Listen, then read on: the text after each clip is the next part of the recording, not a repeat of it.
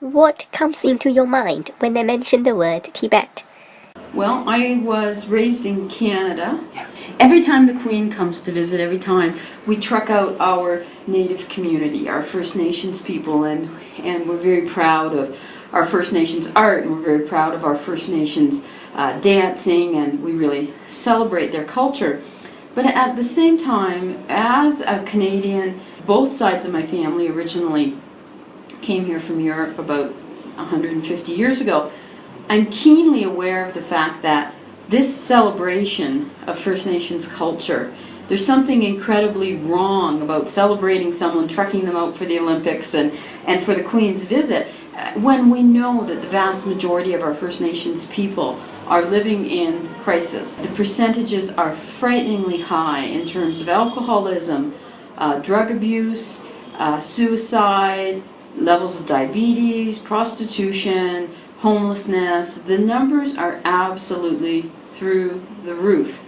And the reason for that is that their culture was systematically destroyed by European culture. When the first Europeans came to North America, they referred to it as discovering North America.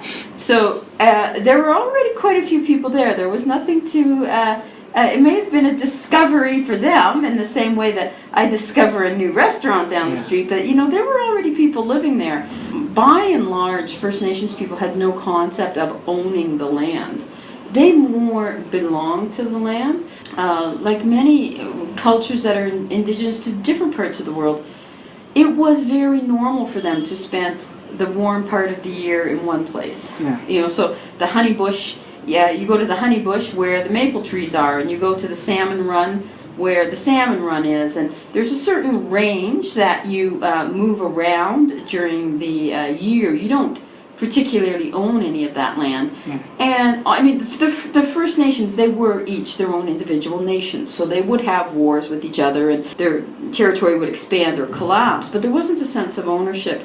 So for the most part, when the Europeans took their land, this wasn't really even a concept that First Nations people could sort of get their mind around. How can you take land? Most of the treaties that were signed were just signed under conditions of, somewhere between trickery and, not exactly dealing in good faith. So then the lifestyle of the First Nations people collapsed. You can't really talk about First Nations people as a group because they were. It's like you can't really talk about Vietnamese people, Bhutanese people, Nepali people, and Indian people, right? Just because they're accidentally in a contiguous geographic region. First Nations people, there's huge variety of culture that was there.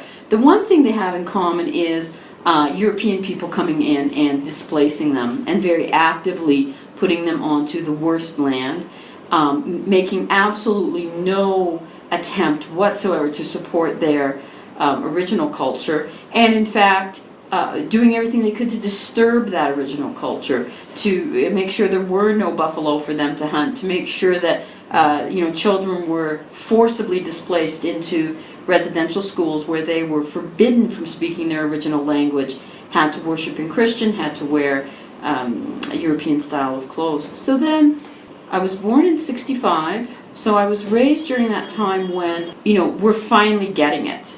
We brought our own Charter of Rights into being, and it was so clear and obvious that the way that we dealt with the Native people in the past was not according to our own values.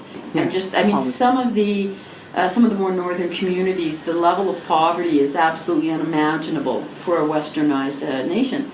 But the damage is so deep into the community. The sense of cultural guilt, the sense of what we did to the people that lived in that land. And sure, it wasn't me, and it wasn't even my grandfather, right? But there's this idea that I live on land that was once Aboriginal land, and you cannot change that. You can't. You'd have to go back. You'd have to go back generations and generations to figure out who screwed who in that deal. But the point is, my car is parked in a driveway that used to be Aboriginal land, and the descendants of the people that originally would have fished in that area or would have farmed in that area, there's like a 70-80% chance that they're alcoholics or that there's a teenage suicide in their close family. And so I'm living out the positive effects of the tyranny of the people that came before me, and I don't really understand how you fix that. Yeah. Especially once it's been in place for so long. And you can throw a whole lot of money at a problem and just make it worse. But it just seems like it's such a huge battle. And the solutions have to come from inside the First Nations communities. This cannot be something that's delivered to them. You know, it's not the rest of Canada's job to say, well, this is what will make you happy and cure the ills. That's, you know, absolutely unacceptable. It has to come from inside the Aboriginal community. And I think most Canadians, I think a lot of Canadians pay at least lip service to the idea that there is this strong guilt. Yeah. But, you know, for a lot of people to confront that guilt, a lot of people are like, well, that happened 200 years ago and I wasn't the one that did that. And, you know, really, to be able to confront that kind of, you know, cultural guilt or racial guilt is very difficult because you can't say, I'm sorry and make it go away. You can't do a darn thing about it. You weren't the one that did it. Yeah. But you can see where, you know, from a group's perspective, it's wrong. Yeah.